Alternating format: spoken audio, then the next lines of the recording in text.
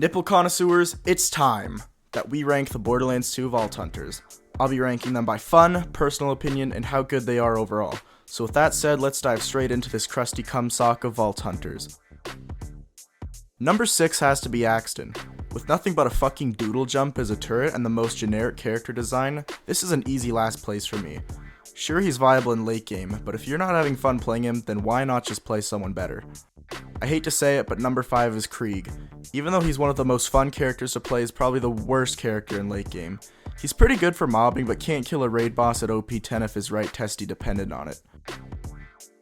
For number 4, we have Gaige. Gaige is probably one of my favorite Vault Hunters, so it hurts to put her here, but having to farm Anarchy stacks is super monotonous, and it really sucks farming bosses with Gaige because if you don't have her Anarchy stacked up, she does about as much damage as a rubber dildo does to a gay uncle. She's a lot of fun, just tedious. Getting into the top 3, we have Maya.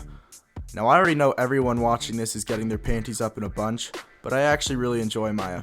She has a lot of good skills for early and late game like Chain Reaction, Cloud Kill, and Ruin, and if you're playing with friends, she has a bunch of support abilities like Res and Restoration that make her a fun and viable pick. Number 2 is one of my favorites, Zero. Zero has some insane crit and melee damage capabilities, and the fact that you can one-shot some bosses with Boar is just so fun and awesome. I will say though, that Zero is pretty boring to play late game because his action skill does pretty much nothing until you level up a bit, but other than that, Zero is a really solid character and one of the best in my opinion.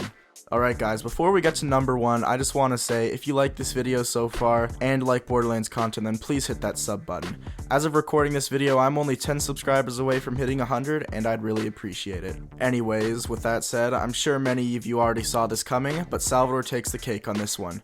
The fact that Salvador can dual wield 2 guns is just insane, and with some insane builds like the Deputy build and being able to heal with a Moxie gun in one hand while doing damage with the other, makes any boss trivial. The only problem with Salvador is he's heavily gear dependent, and without good gear he can really suck. That's why in my opinion Salvador isn't the best for early game, but he's definitely the best for late game, which is why I put him here at the number 1 spot. Thanks for watching, and I'll see you later, cum connoisseurs.